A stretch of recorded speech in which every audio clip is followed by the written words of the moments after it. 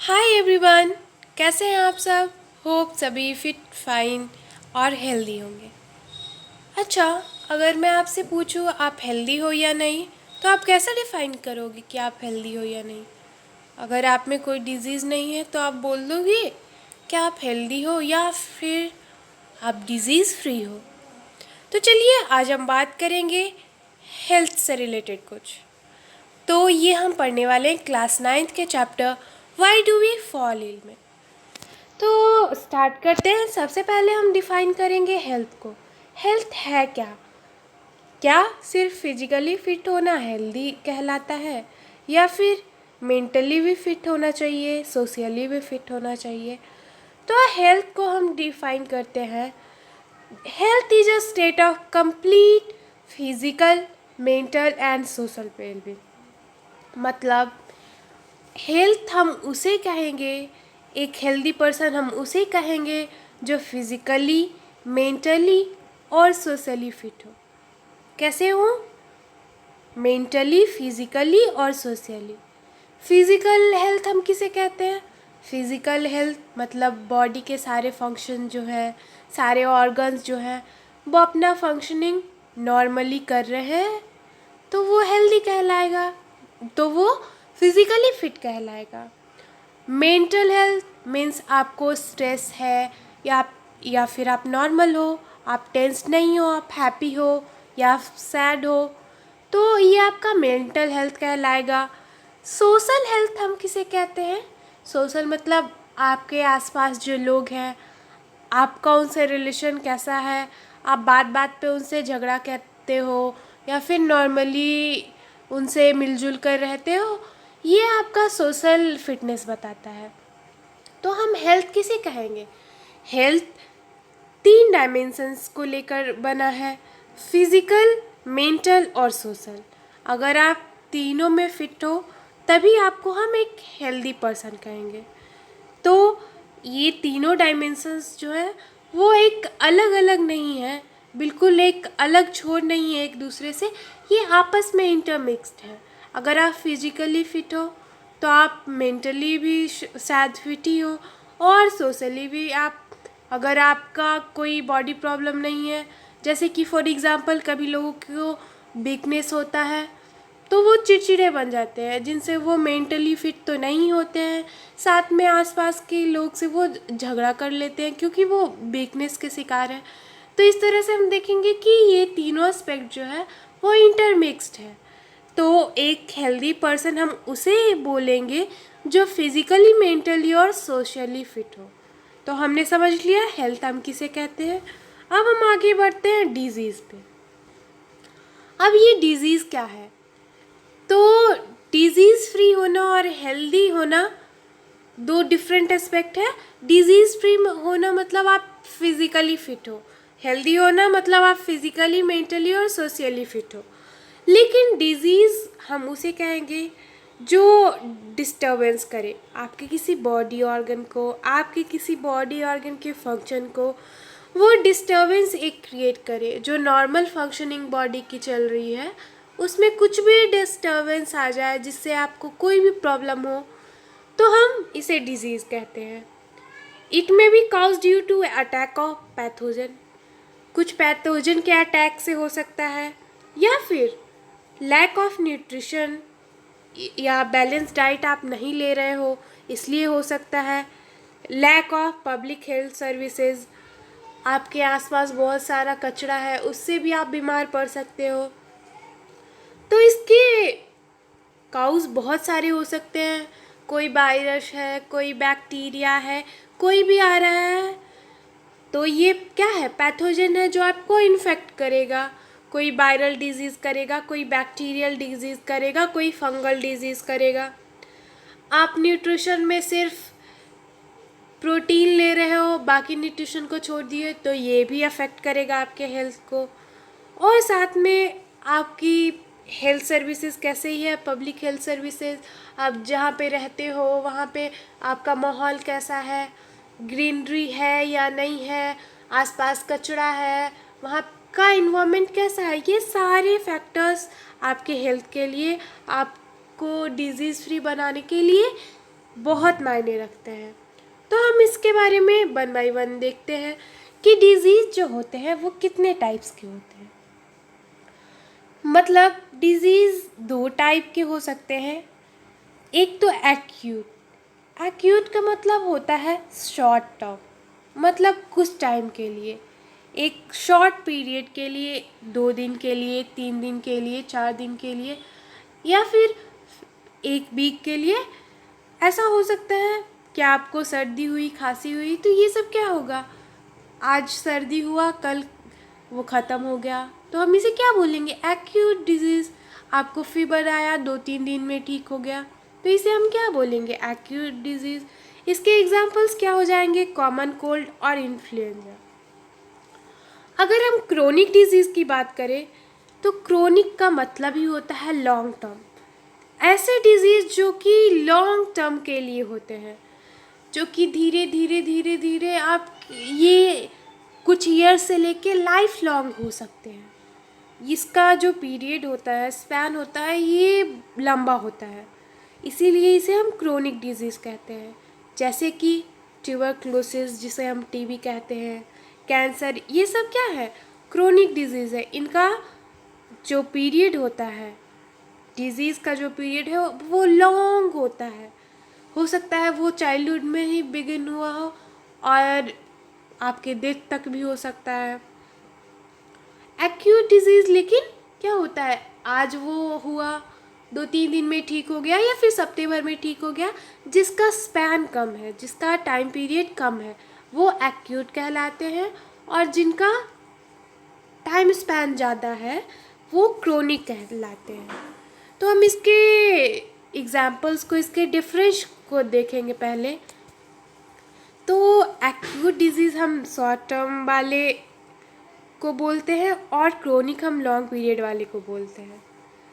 जो acute disease है वो कुछ ही दिनों के लिए हो रहा है, तो वो हेल्थ पे इफ़ेक्ट करते हैं, लेकिन उनका जो इफ़ेक्ट होगा वो कैसा होगा, माइनर होगा।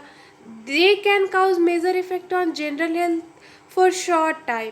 मतलब कि आपको 2-3 दिन के लिए वो बहुत बीमार कर सकते हैं, लेकिन फिर उसके बाद वो ठीक हो जाएंगे।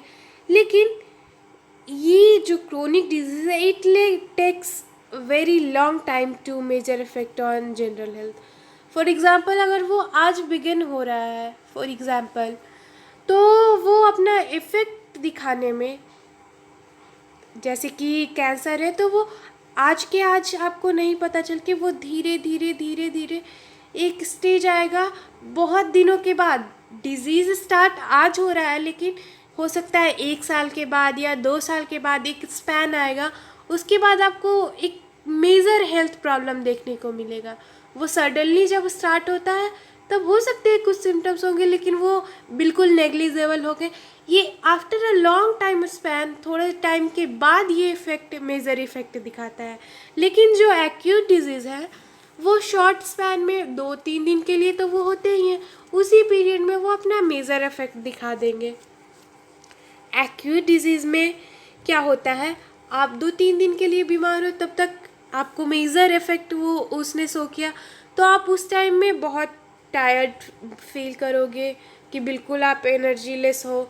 लेकिन क्रोनिक में क्या होता है, वो आपके पूरे बॉडी सिस्टम को ऐसा पकड़ लेता है, जैसे कि वो, आप जब से वो डिजीज़ होने लगता है, धीरे धीरे आपके अंदर एक जो आपका कैपेसिटी है उसको वो घटा देता है। आप थके थके फील करोगे, डेली डेली बेसिस पे धीरे धीरे धीरे धीरे आप और वीक होते जाओगे और वीक होते जाओगे।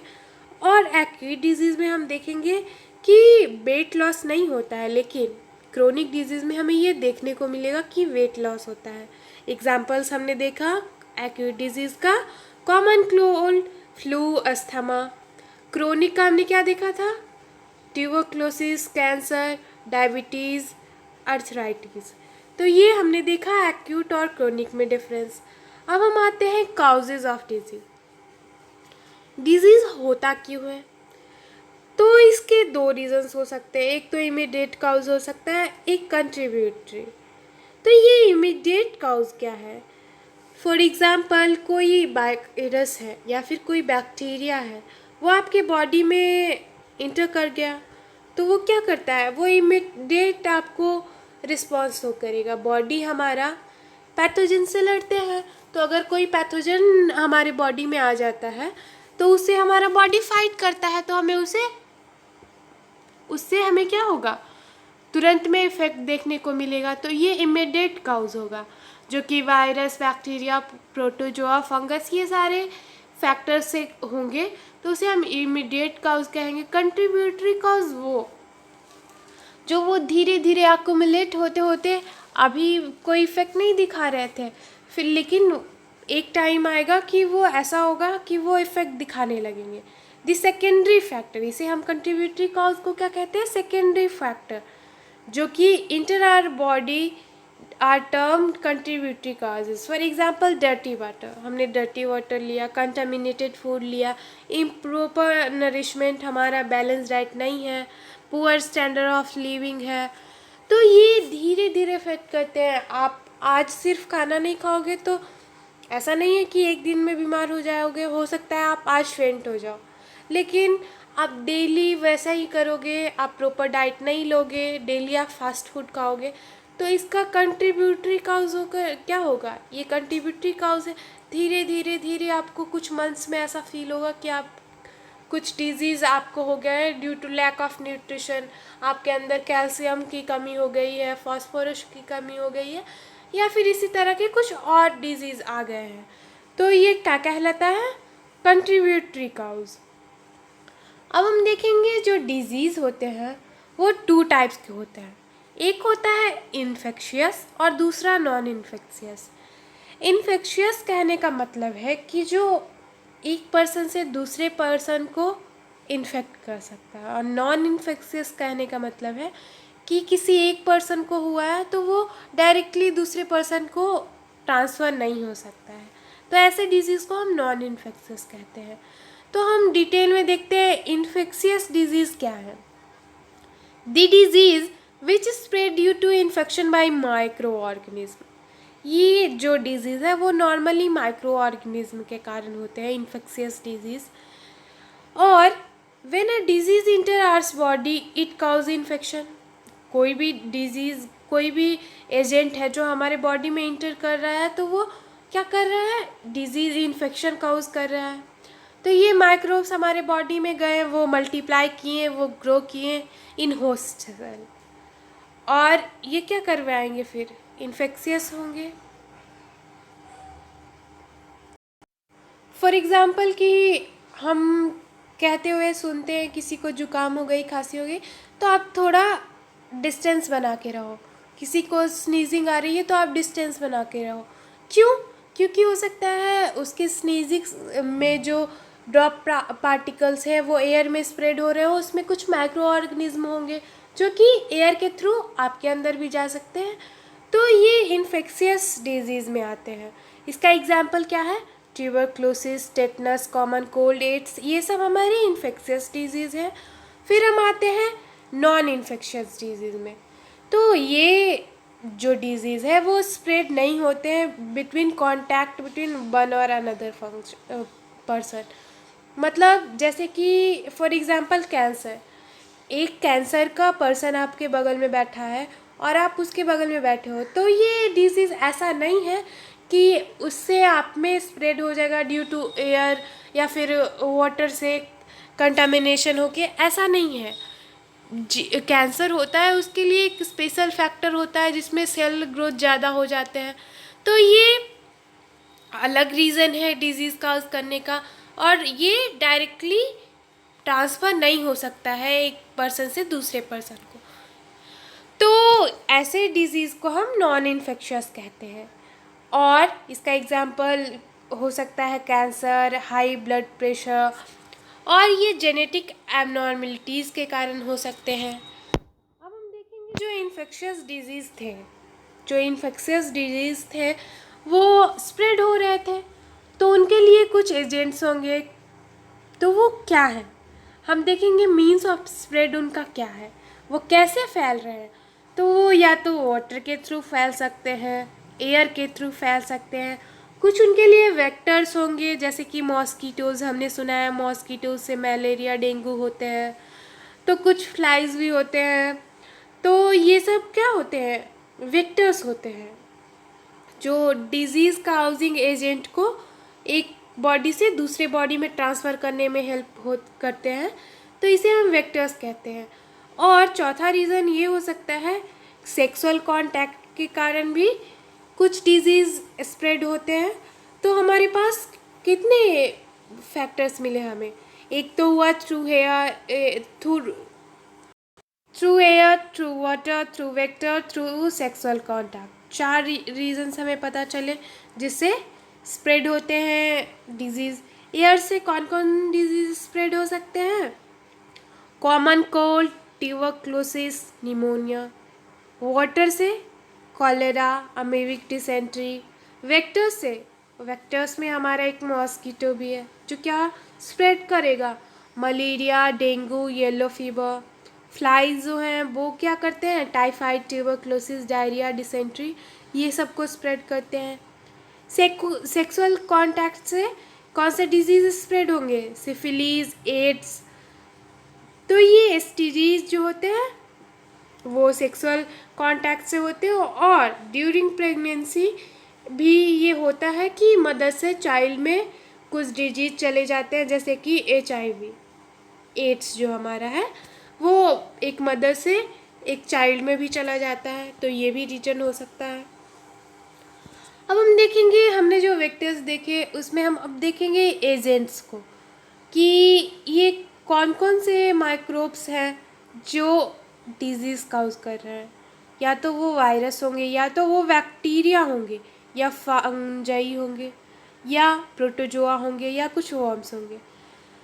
तो वायरस से जो डिजीज़ स्प्रेड होते हैं उसमें हम कुछ एग्जांपल्स को देख लेते हैं। कॉमन कोल्ड किससे होता है, वायरस से। इन्फ्लुएंजा वायरस से। Measles, mumps, chicken pox, AIDS, hepatitis B. और अभी के टाइम में जो सबसे ज़्यादा फैला हुआ वो क्या है, जो वायरस से होता है, कोविड। तो ये सारे कोविड, कॉमन कोल्ड, इन्फ्लुएंजा, ये सब वायरस से स्प्रेड हो रहे हैं। अगर हम पूछे कि बैक्टीरियल डिजीज़ कौन है, तो हम देखेंगे कि cholera, typhoid, tuberculosis, tetanus, anthrax, food poisoning, ये सब कुछ डिजीज़ हैं जो बैक्टीरिया से काउज हो रहे हैं। अगर हम बोले फंगस से कौन कौन से डिजीज़ होते हैं, तो कुछ स्किन इन्फेक्शंस हैं जो फंगस से होते हैं। अगर हम पूछे कुछ प्रोटोजोआ भी डिजीज़ काउज करता है, तो हाँ, कुछ प्रोटोजोआ हैं जो डिजीज़ काउज करते हैं, जिनमें क्या एग्जांपल आएगा, मलेरिया होता है किससे, प्रोटोजोआ से। कालाजार, एमीबिक डिसेंट्री, ये सब प्रोटोजोअन से होता है। वर्म से भी कुछ होते हैं इन्फेक्शंस, जैसे कि इंटेस्टाइनल इन्फेक्शन, इलिफेंटेसिस, जिसे हम फैलेरिएसिस भी कहते हैं। तो ये सब क्या हुए, कुछ एजेंट्स हैं, माइक्रोब्स और बॉम्ब्स हैं जो डिजीज़ काउज करते हैं। अब हम आएंगे प्रिंसिपल ऑफ ट्रीटमेंट। ये सारे जो ऑर्गेनिज्म्स थे उन्होंने डिजीज़ काउज कर रहा है, तो एक डिज़ीज़ को हम ट्रीट कैसे करेंगे, एक बीमार पर्सन को हम ट्रीटमेंट कैसे देंगे, तो उसके कुछ प्रिंसिपल्स होते हैं। तो सबसे पहला प्रिंसिपल्स है to reduce the effect of disease.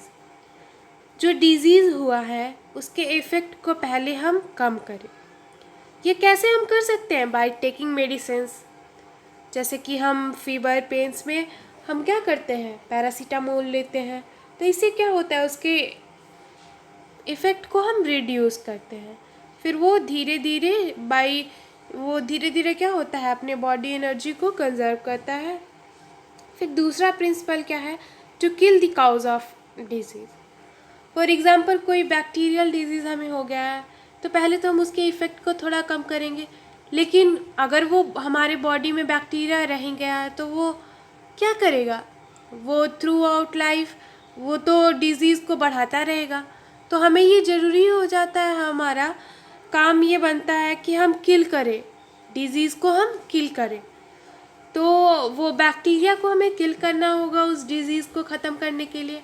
तो उसके लिए हम कुछ एंटी बैक्टीरियल टैबलेट्स लेंगे, एंटीबायोटिक्स लेंगे। तो ये दूसरा इसका प्रिंसिपल हुआ।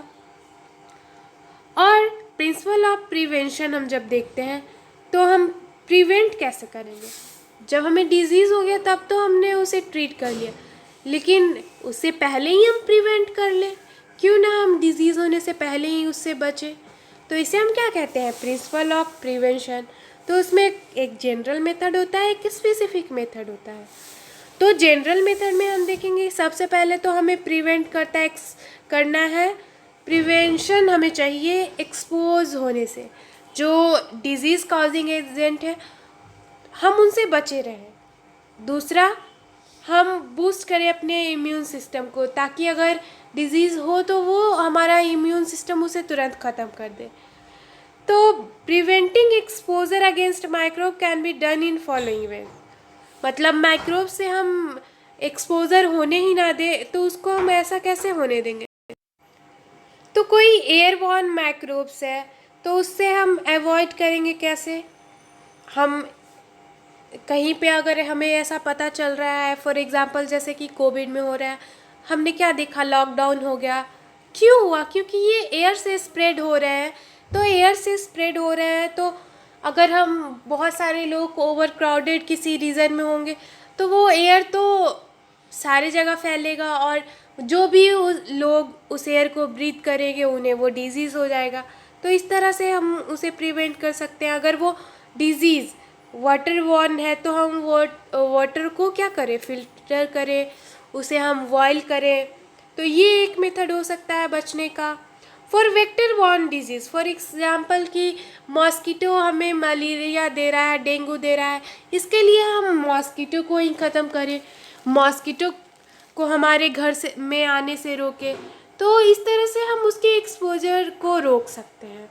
एक क्लीन इन्वायरमेंट होगा तो मॉस्किटो नहीं आएगा। तो इस तरह से पहला जनरल मेथड को हम एक्सपोजर ऑफ माइक्रोब्स को रोक सकते हैं। और इसके बाद हम देखेंगे कि हम इम्यून सिस्टम को बूस्ट कैसे करें।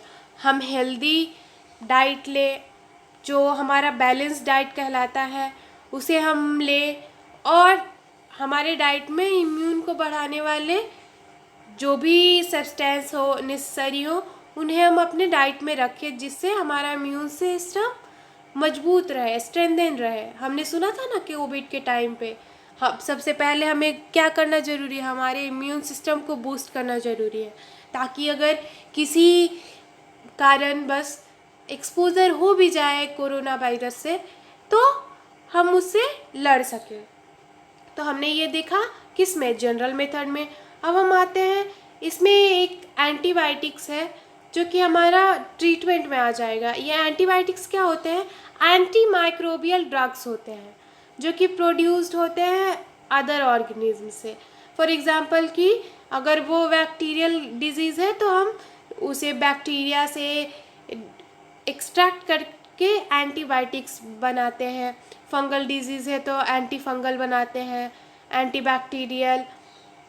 तो इसमें होता क्या है, these antibiotics function by alternation of cell membranes. इनका जो फंक्शन करने का तरीका है वो अल्टरनेशन ऑफ सेल मेम्ब्रेन है, और वो inhibition of anti metabolic activity, मतलब जो मेटाबॉलिक एक्टिविटी उसे बैक्टीरिया को ग्रो करने दे रहे थे उससे एंटी मेटाबोलाइट करेगा, वो उसके अपोजिट मेटाबॉलिक एक्टिविटीज़ करेगा जिससे वो डिस्ट्रॉय हो जाए। Inhibition of nucleic acid synthesis, किसी भी ऑर्गेनिज्म के लिए न्यूक्लिक एसिड बहुत ज़रूरी होता है, तो वो इनहिबिट कर देगा, न्यूक्लिक एसिड के सिंथेसिस को ही इनहिबिट कर देगा, सेल वॉल के सिंथेसिस को इनहिबिट कर देगा, प्रोटीन सिंथेसिस को वो बंद कर देगा। इस तरह से वो ऑर्गेनिज्म फिर डेड हो जाएंगे और एंटीबायोटिक्स काम करेगा, और वो जो एजेंट थे, फंगस था, बैक्टीरिया था, वो डेड हो जाएंगे। अब हम देखते हैं स्पेसिफिक मेथड ऑफ प्रिवेंशन। तो इसमें हम क्या करते हैं, कुछ ऐसे डिजीज़ होते हैं जिसके प्रिवेंशन के लिए हमें वैक्सीन लेना होता है। तो ये हमारा स्पेसिफिक मेथड में आ जाता है, क्योंकि हम उसको जनरल मेथड से नहीं बच सकते। कुछ भी कर ले, वो जनरल मेथड से हम बच ही नहीं सकते हैं। वो अगर एयर से ना स्प्रेड होके कहीं और से स्प्रेड हो जा रहा है, तो उसके लिए हमें इम्यून को बूस्ट करना बहुत ज़रूरी है, अपने इम्यून पावर को। तो इसके लिए हमें वैक्सीन लेना ज़रूरी होता है। तो इसमें देखेंगे it is done by immunisation which is process of introducing a weakened pathogen. For example कि कोई डिजीज़ है, वो वायरस से हो रहा है या बैक्टीरिया से हो रहा है, तो उसी डिजीज़ के वीकेंड पैथोजन को हम लेते हैं, क्योंकि वो वीकेंड है, वो बॉडी में इंटर तो करेगा, लेकिन एक हेल्दी एजेंट की तरह वो काम तो कर नहीं पाएगा। तो हमारा बॉडी सिस्टम उस बैक्टीरिया या उस वायरस को पहचान जाएगा और उसके प्रति वो एक्ट करेगा, उसके और अपना एंटीबायोटिक्स वो फॉर्म कर लेगा, एंटीबॉडीज़ फॉर्म करेगा, जिससे क्या होगा, अगर इन फ्यूचर वो डिजीज़ होता है तो हमारा इम्यून सिस्टम जल्दी से रिस्पॉन्ड करेगा और डिजीज़ को फैलने से रोक सकेगा। तो वैक्सीनेशन करवाना भी ज़रूरी है। तो एक जनरल मेथड होता है प्रिवेंशन का, एक होता है स्पेसिफिक मेथड प्रिवेंशन का। तो इस तरह से हमने क्या देखा, हेल्थ क्या होता है, हेल्दी होना क्या होता है, सोशली, मेंटली और फिज़िकली तीनों तरह से फिट होना ज़रूरी है। डिजीज़ फ्री हम सिर्फ फिज़िकली फिट को बोल सकते हैं, लेकिन हेल्दी बोलने के लिए हमें फिज़िकली, मेंटली और सोशली फिट होना ज़रूरी है। डिजीज़ हम किसे कहेंगे, किसी भी नॉर्मल बॉडी फंक्शनिंग में अगर डिस्टरबेंस आ जाए तो उसे हम डिजीज़ कहेंगे। डिजीज़ करने के कुछ एजेंट्स होते हैं, तो वो क्या, बहुत सारे एजेंट्स हो सकते हैं, और ये डिजीज़ एक्यूट और क्रोनिक हो सकते हैं। कोई कुछ ही टाइम के लिए होगा, कोई बहुत लॉन्ग टाइम लेगा अपना इफ़ेक्ट शो करने में, जिसमें हम देखेंगे कि लॉन्ग टाइम के बाद वो ज़्यादा इफ़ेक्ट दिखाएगा और बॉडी में वीकनेस भी रहेगा, वेट लॉस भी होता रहेगा। तो इसके एग्जांपल जैसे कि कैंसर है। उसके अलावा जो डिज़ीज़ है वो इन्फेक्शियस, नॉन इन्फेक्शियस है। एक डिज़ीज़ ऐसा है इन्फेक्शियस जो एक पर्सन से दूसरे पर्सन तक किसी एजेंट के थ्रू ऐसे ही वो फैल जाएगा, और कुछ नॉन इन्फेक्शियस है जिसके लिए स्पेशल, जैसे कि कैंसर है, उसके लिए कुछ जीन है या जीन में कुछ मैनिपुलेशन हो गया जिसके कारण वो डिजीज़ होते हैं, इसीलिए वो स्प्रेड नहीं हो पाते हैं। तो इसे हम क्या कहते हैं, नॉन इन्फेक्शियस। फिर इसके बाद हमने देखा क्या, एयरबॉर्न डिजीज़ हो सकते हैं, वाटरबॉर्न हो सकते हैं, वेक्टरबॉर्न हो सकते हैं, कुछ एसटीडीज होते हैं जो कि सेक्सुअल कांटेक्ट से स्प्रेड होते हैं।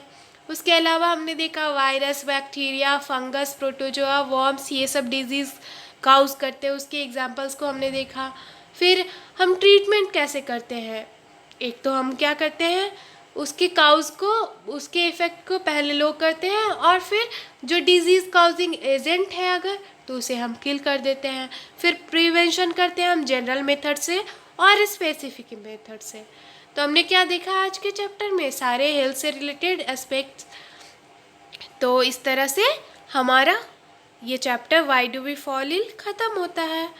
Thank you, have a nice day, hope you all will be fine as well as healthy, that means socially, physically and mentally fit.